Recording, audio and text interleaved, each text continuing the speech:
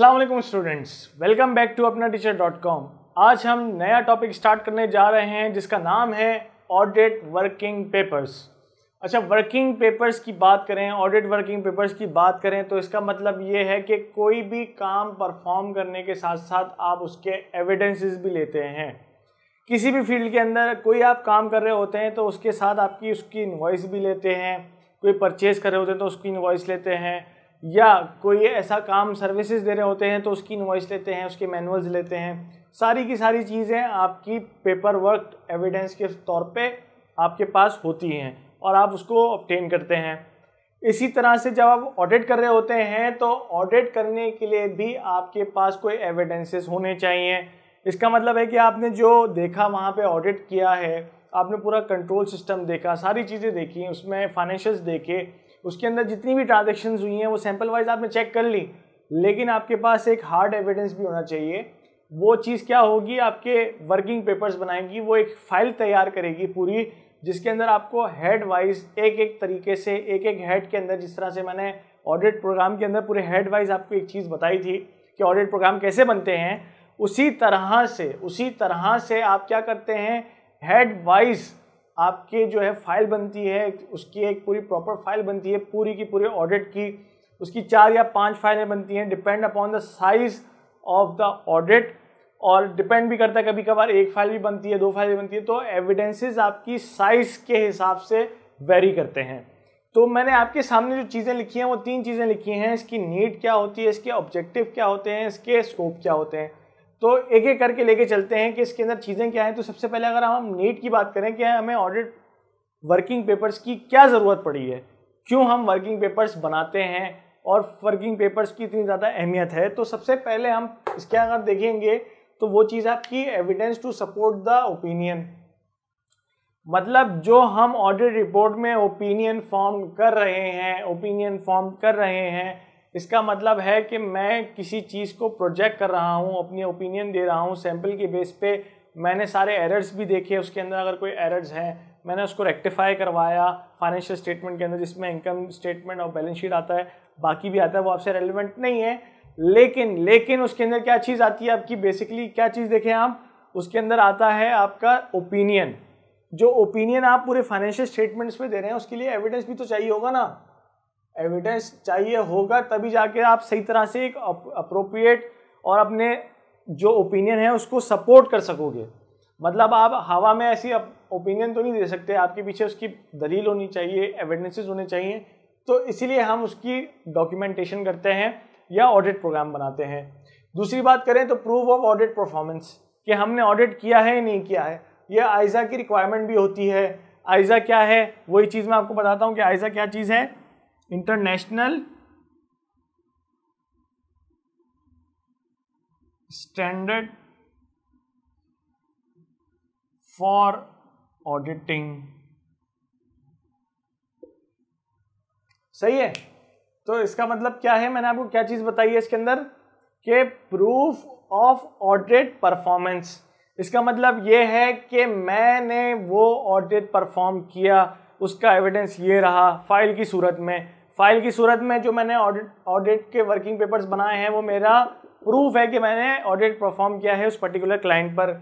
आगे चलते हैं, डॉक्यूमेंटेशन की बात आती है तो वर्किंग पेपर वही डॉक्यूमेंटेशन के काम आते हैं कि आपके पास एविडेंसेस हैं, एविडेंसेस आप कलेक्ट करके उसको एक फाइल की फॉर्म में लेकर आते हैं, डॉक्यूमेंटेशन कंप्लीट करते हैं, ताकि इन फ्यूचर अगर कोई कोर्ट केस वगैरह हो या उस कंपनी के ऊपर लिटिगेशन हो, कोई केस हो, तो उसके अंदर आपका बेसिकली क्या होगा, आप उसको डॉक्यूमेंट्स दिखाएंगे कि हमने ये लिए थे, इन्होंने ये प्रोवाइड किए थे और इसकी बेसिस पर हमने ऑडिट किया था। इसके अंदर ऑडिटर्स की कोई गलती नहीं है, ये सोली गलती किसकी है, कंपनी की है जिसके ऊपर केस किया जा रहा है। फर्ज करें अगर गलती है तो अगर हम आगे बात करें तो एक्सरसाइज ऑफ जजमेंट है। तो आपको मैंने बताया था कि प्रोफेशनल जजमेंट लगती है, किसकी लगती है, ऑडिटर्स की। जब कोई ना कोई ओपिनियन फॉर्म कर रहा होता है, हम एक ओपिनियन फॉर्म कर रहे होते हैं कि ये ऑडिट सही हो रहा है नहीं हो रहा है, क्वालिफिकेशन है या नहीं है, इसके अंदर डिस्क्लेमर ऑफ ओपिनियन है या नहीं है, एडवर्स तो नहीं है, रिपोर्ट, ये सारी रिपोर्ट सेक्शन में हम चीज़ें पढ़ेंगे। लेकिन मैं आपको एक तरह से बेसिक कॉन्सेप्ट दे रहा हूँ कि ये टाइप्स ऑफ रिपोर्ट्स होती हैं जो आप देते हैं, तो उसकी जजमेंट किसकी बेसिस पे होती है, आपके जो मटेरियल फैक्ट्स होते हैं उसकी बेसिस के ऊपर ही आप अपना जजमेंट रखते हैं, एक्सरसाइज करते हैं जजमेंट, और उसी की बेसिस के ऊपर आपके जो ऑडिट वर्किंग पेपर्स होते हैं उसी की बेसिस पे हम जजमेंट फॉर्म कर रहे होते हैं। इसके बाद अगर हम बात करें तो हम आ जाते हैं ऑब्जेक्टिव के ऊपर। तो ऑब्जेक्टिव की अगर हम बात करें तो ऑब्जेक्टिव के अंदर क्या चीजें आ गई, सबसे पहले आपका record material facts and figures, मतलब जो भी उधर इतनी ट्रांजेक्शन होती है, बल्क में ट्रांजेक्शन होती है, उसमें सैंपल्स लेते हैं तो उसकी जो फैक्ट्स एंड फिगर्स होते हैं वो हमें अपनी किस में चाहिए होते हैं, फाइल में चाहिए होते हैं, ताकि इन फ्यूचर हम बाद में उस मटेरियल फैक्ट्स को उसकी बेसिस के ऊपर जो अगर ओपिनियन दिया है उसको रीचेक करें या आने वाले लोगों को बताएं जो जिस तरह से हमने ये ऑडिट किया है, कोई दूसरा जा रहा है ऑडिट करने के लिए, कोई दूसरी फर्म जा रही है तो उसको बता सकें, तो उसके लिए मटेरियल फैक्ट्स एंड फिगर्स होने चाहिए। तो आपका आ गया to record the material facts and figures. इसके बाद है गाइडलाइन फॉर फ्यूचर ऑडिट, मतलब अगर कोई नया बंदा किसी ऑडिट पे जा रहा है और उसके पास कोई रेफरेंस नहीं है, उसको गाइडलाइन नहीं पता, कोई उसका पहला साल है वो करने जा रहा है, हालांकि उसी फर्म का है लेकिन कोई दूसरा जा रहा है, तो उसके लिए गाइडलाइन हो जाती है, मिल जाती है कि ये फाइल इस तरह से बनी हुई है, मैं इन फ्यूचर इसके करीब करीब फाइल बनाऊंगा, एज इट इज छाप के तो नहीं आऊँगा लेकिन उसके करीब करीब मुझे फाइल बनानी है, तो उसको एक माइंड में आइडिया हो जाता है कि हम किस तरह से कौन कौन से डॉक्यूमेंट्स लेंगे। तो ये क्या आ गया आपका गाइडलाइन फॉर फ्यूचर ऑडिट। इसके बाद है tool for training for junior clerks, junior जो ऑडिटर्स होते हैं, जूनियर ऑडिटर होते हैं, इसका मतलब क्या है, जूनियर ऑडिटर कौन है, जो अभी नया ऑडिट फील्ड में आए हैं और वो अभी सीख रहे हैं, तो उनके लिए भी एक ट्रेनिंग के तौर पे हम अपना ऑडिट वर्किंग पेपर्स उनको फाइल्स दिखाते हैं कि इस तरह से बेटा फाइल बनती है, इस तरह से देखो, इस तरह से हमें ये एविडेंस लेना है, इस तरह से हमें ये चीज़ें ओपिनियन लिखनी है, इस तरह से इसके अंदर कुछ चेंजेस करनी है। तो वो सारी की सारी ट्रेनिंग हम जूनियर ऑडिटर्स को देते हैं, किसके लिए, ऑडिट वर्किंग पेपर्स के लिए। आगे हम बात करें तो इवैल्यूएशन की बात करते हैं ऑफ इंटरनल कंट्रोल सिस्टम।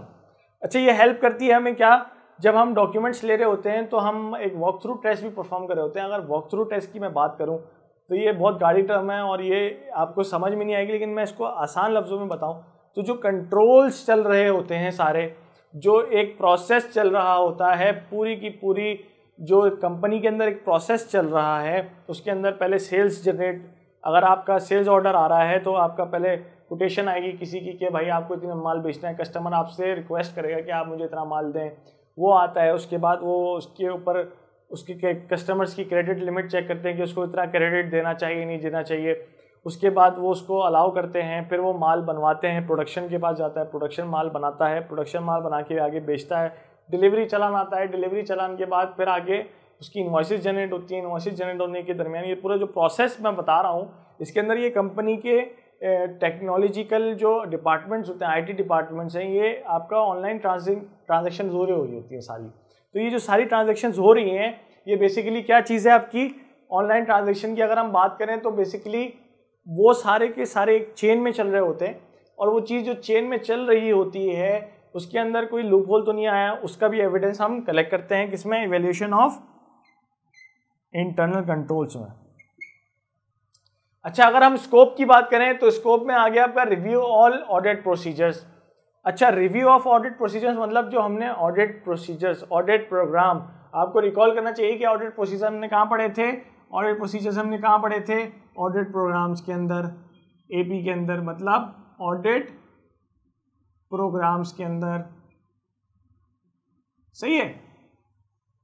तो वो भी चेक करने के लिए कि वो सारे के सारे प्रोसीजर्स अप्लाई हुए हैं या नहीं हुए, वो सारी की सारी चीज़ें हम इसके लिए डॉक्यूमेंटेशन करते हैं, सारे एविडेंसेस लेते हैं कि हमें पता चले कि ये सारी की सारी चीज़ें परफॉर्म हुई हैं, ये सारे के सारे प्रोसीजर्स परफॉर्म हुए हैं। फिर क्वालिटी ऑफ ऑडिट की बात करें तो क्वालिटी ऑफ ऑडिट के अंदर क्या चीज़ आ जाती है कि आपको एक ही क्वालिटी मेंटेन करनी है, मतलब ये है कि आपको क्वालिटीज़ में कंप्रोमाइज़ नहीं करना। अगर आप स्टैंडर्ड लेवल पे, बिग 4 के लेवल पे अगर आप काम करते हैं और बड़ी बड़ी जो ऑडिट फर्म्स होती हैं उसके अंदर बेसिकली क्या हो रहा होता है, उसके लिए ये होता है कि वो अपनी क्वालिटी को कॉम्प्रोमाइज़ नहीं कर रहे होते, उनके पास क्लाइंट्स आ रहे होते हैं, बड़े बड़े क्लाइंट्स आते हैं तो वो क्वालिटी पे कॉम्प्रोमाइज़ नहीं करते। तो आपका वर्किंग पेपर सपोर्ट करता है इस चीज़ के अंदर कि वो क्वालिटी को इन्हांस करते रहें, उसमें कुछ चेंजेस करते रहें। अब देखें जैसे वर्किंग पेपर्स हार्ड फॉर्म से सॉफ्ट फॉर्म पे जा रहे हैं, मतलब जो हार्ड फाइल्स हमारी बनती थी, जो फाइलों के इतने बड़े बड़े आपको कतार नज़र आते होंगे जब ऑफिस में जाते हैं। अब वो सारी चीज़ें सॉफ्ट में कन्वर्ट हो रही हैं। तो ये की चीज़ है कि इसके अंदर आपका टाइम सेव होता है, क्वालिटी भी अच्छी हो जाती है। तो ये चीज़ें इसमें मैटर करती हैं।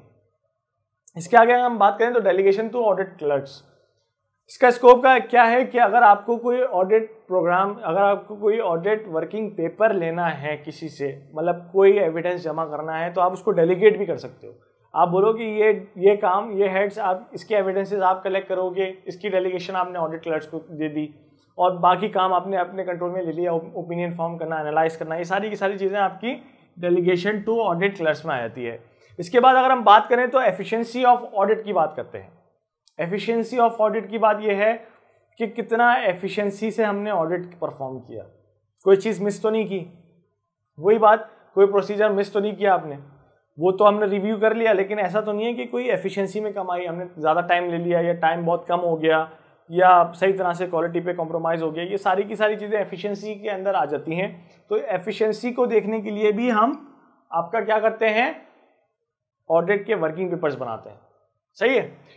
इसके बाद वही है कि एफिशिएंसी ऑफ ऑडिट परफॉर्मेंस की बात वही मैंने आपको बता दी सारी, कि इसके अंदर क्या होता है, आप एफिशिएंसी भी चेक कर रहे होते हैं कि आप सही तरह से परफॉर्मेंस कर भी रहे, नहीं कर रहे, आपको प्रॉब्लम तो नहीं आ रही कोई, या आपके अंदर कोई कमी तो नहीं रह गई, किसी चीज़ की कमी तो नहीं रहेगी। अगर किसी चीज़ की कमी रह गई होगी तो वो आप रेफ़र भी कर सकते हैं पिछले वर्किंग पेपर से, कि पिछले साल किस पे इस तरह से काम किस तरह से हुआ, कोई एफिशिएंसी तो कम नहीं हो रही, कोई क्वालिटी में कॉम्प्रोमाइज़ तो नहीं हो रहा, तो आप पिछली फाइल से भी रेफ़र कर सकते हैं इसको।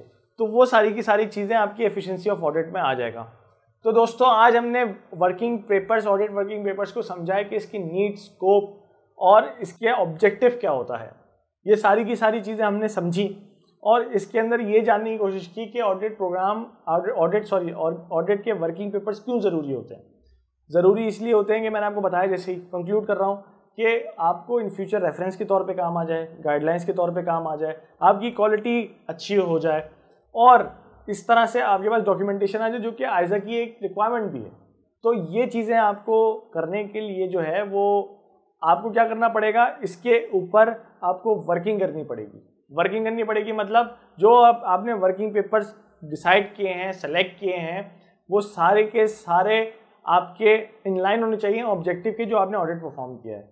मतलब जो ऑडिट परफॉर्म किया है उसी के साथ साथ ही आपके एविडेंसेस होने चाहिए, इररेलेवेंट एविडेंस को नहीं माना जाएगा। तो ये सारी चीज़ें आप इस ऑडिट वर्किंग पेपर में देखेंगे जब आप ऑडिट परफॉर्म करेंगे। आई होप कि ऑडिट वर्किंग पेपर्स आपको बहुत अच्छी तरीके से समझ में आ गया होगा। इंशाल्लाह नए कॉन्सेप्ट के साथ इसी के आगे, ऑडिट वर्किंग पेपर्स के आगे ही हम चीज़ें इसकी डिटेल में डिस्कस करेंगे आगे। तो अपना बहुत ख्याल रखिएगा। नए वीडियो में आपके नए कॉन्सेप्ट के साथ मिलते हैं। अपना बहुत ख्याल रखिएगा। इंशाल्लाह आपसे मुलाकात होती है। अल्लाह हाफिज़।